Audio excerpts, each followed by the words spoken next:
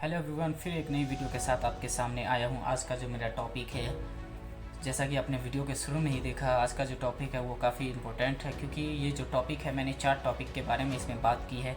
AC technician, electrical technician, plumber technician और है जो वेल्डिंग टेक्नीशियन। इन चारों टेक्नीशियन के बारे में मैंने बात की है कि गल्फ़ कंट्री में इनकी सैलरी क्या है, इनके काम क्या क्या है, इनके प्रोसेस क्या है, इनकी बेसिस जानकारी, सारी जानकारी मैंने दी है। तो सबसे पहले मैं बताऊंगा प्लम्बर की जानकारी। तो चलते हैं, वीडियो को स्टार्ट करते हैं। वीडियो स्टार्ट करने से पहले आपसे एक छोटी सी रिक्वेस्ट है, अगर आपने हमारे चैनल को सब्सक्राइब नहीं किया तो प्लीज़ हमारे चैनल को सब्सक्राइब कीजिए और हमें सपोर्ट कीजिए और वीडियो को ज़्यादा से ज़्यादा शेयर कीजिए। आपके सब्सक्राइब से हमें सपोर्ट मिलता है। तो चलते हैं, वीडियो स्टार्ट करते हैं। सबसे पहले मैं बता दूं प्लम्बर टेक्नीशियन की। तो प्लम्बर में अगर आपका आने का ख्याल है या आप एक प्लम्बर हैं, तो प्लम्बर का काम क्या होता है गल्फ़ कंट्री में। इंडिया में जैसे होता है सेम इसी तरह होता है, बस थोड़ी सी चेंजिंग होती है, बाकी कुछ नहीं। अगर आप प्लम्बर है, आप सऊदी आना चाहते हैं या कतर या दुबई कहीं भी जाना चाहते हैं, तो इस वीडियो को पूरा देखिए। सबसे पहले अगर आप सऊदी या दुबई आना चाहते हैं, तो जैसा आपने इंडिया में कम से कम 1 से 2 साल एक्सपीरियंस होना बहुत ज़रूरी है, तभी आप अदर कंट्री में आ सकते हैं। ये नहीं कि मैं कह रहा हूँ आप नहीं आ सकते, लेकिन कम से कम 1 से 2 साल एक्सपीरियंस होना चाहिए। सैलरी की मैं बात कर दूँ तो सैलरी इसकी जो मैक्सिमम कतर या दुबई सब जगह सेम ही सैलरी रहता है। आई थिंक मेरे हिसाब से 1500 से लेकर 2000-2200 यानी ऐसे स्टार्ट होता है प्लम्बर में।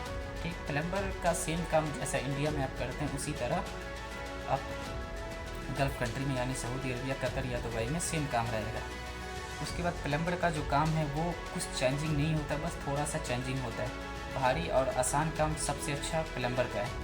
तो अगर आप प्लम्बर है तो ये नहीं कि मैं कहूँगा प्लम्बर का काम अच्छा नहीं है, इलेक्ट्रीशियन का काम अच्छा है, इलेक्ट्रीशियन का नहीं, वेल्डिंग का अच्छा, एसी का अच्छा, ऐसा नहीं। अगर आप जिस चीज़ में आप कर रहे हैं उसी चीज़ को मेहनत से कीजिए। तो अगर आप प्लम्बर में आना चाहते हैं तो प्लम्बर का भी जॉब बेस्ट है, प्लम्बर में आप आ सकते हैं। दूसरा एसी टेक्नीशियन है। जो बंदे लोग एसी टेक्नीशियन का कर रहे हैं या वो करना चाहते हैं, तो एसी टेक्नीशियन का भी काम बहुत अच्छा और बहुत आसान है। जैसे प्लम्बर से थोड़ा सा आसान एसी टेक्नीशियन है। एसी टेक्नीशियन का बहुत सारे लोग कहते हैं कि सामान बहुत ज़्यादा भारी होता है। मैं अपने भाषा में कह रहा हूँ, क्योंकि मैंने जब लोगों से सुना गाँव में या फिर अपने इंडिया में सुना कि एसी का काम बहुत ज़्यादा टफ़ होता है। तो ऐसा कुछ नहीं है, घबराने की बात नहीं है। जो काम आप इंडिया में कर रखें वही काम आप गल्फ़ कंट्री में भी करेंगे। ये नहीं कि किसी के कहने पे हमने कह दिया कि नहीं ये काम अच्छा नहीं है, वो काम चुनिए, ऐसा नहीं है। तो एसी का काम भी सेम उसी तरह होता है जैसे आप इंडिया में करते हैं। तो एसी की सैलरी मैं बता दूं, इसका भी सैलरी सेम होता है, 1500 से स्टार्ट होगा, इसका भी आखिर तक 2200 फर्स्ट बार में। फिर आप सेकेंड बार आते हैं तो रिटायर होने के बाद आपकी सैलरी खुद पे खुद बढ़ जाती है। ठीक, तो एसी का भी काम अच्छा है। तीसरा नंबर जो आता है वेल्डिंग टेक्नीशियन। वेल्डिंग में जैसे कोई आर्गन वेल्डिंग होता है, स्टील वेल्डिंग होता है, ये सब वेल्डिंग होता है। तो वेल्डिंग का भी काम मैं बता दूँ गल्फ़ कंट्री के लिए सबसे अच्छा, यानी अभी जो मैंने बताया प्लम्बर, एसी, इससे भी अच्छा वेल्डिंग का काम है। वेल्डिंग के काम में ये फ़ायदा है कि आपको आसानी से, यानी धूप या वगैरह ऐसा कुछ नहीं है, एकदम आसानी से आप एक जगह कर सकते हैं वेल्डिंग में। वेल्डिंग की सैलरी की मैं बात कर दूं, वेल्डिंग की सैलरी बहुत अच्छी खासी रहती है। जैसे कि इसकी सैलरी भी होती तो स्टार्ट 1500 से, लेकिन आप 1500 में क्यों आएंगे, क्योंकि वेल्डिंग का काम थोड़ा सा टफ होता है। इसलिए वेल्डिंग की जो सैलरी की बात मैं कर दूं, इसका 3000 तक हाइस्ट जाता है वेल्डिंग का सैलरी। यानी इसकी सैलरी की मैं बात कर दूं, वेल्डिंग जो स्टार्टिंग होती है इसकी सैलरी वो 3000 तक आखिर तक जाती है फर्स्ट बार में। सेकेंड बार में आपकी सैलरी आपकी कंपनी के ऊपर डिपेंड करती है।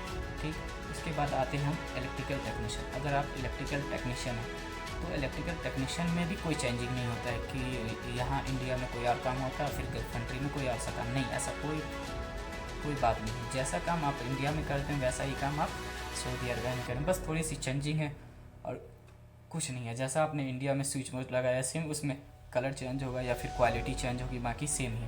तो इलेक्ट्रिकल की मैं सैलरी की भी बात कर दूँ तो इसका भी सैलरी जो है 1500 से 3000 तक के बीच में रहता है, कंपनी के ऊपर डिपेंड करता है। अगर आप रिटायर हैं, अगर फर्स्ट बार आप आ रहे हैं तो इसकी सैलरी मैं बता दूं 1500 से लेकर लगभग 2200 तक रहती है। ठीक, तो आपको आने के लिए सबसे पहले बहुत सारे लोगों ने कमेंट किया कि कंपनी कौन सी कंपनी में है, तो मैं 2-3 कंपनी के बारे में बता दूँ। जैसे अल भवानी कंपनी है, निस्मा कंपनी है, अल अमामा कंपनी है। ये सब कंपनी में आपको ओवर टाइम भी अच्छा खासा मिलता है और सैलरी भी अच्छी खासी मिलेगी। इसके लिए आपको यानी सामने सामने इंटरव्यू ऑफिस में देना होगा, तभी आप आ सकते हैं। तो यही है आज की जानकारी। अगर आपको और भी किसी टॉपिक पे जानकारी चाहिए तो प्लीज़ हमारे चैनल को सब्सक्राइब कीजिए और हमें कमेंट ज़रूर कीजिए, ताकि हम आपकी बात को हम समझें और फिर एक नई वीडियो लाएँ। तो चलते हैं, फिर मिलते हैं।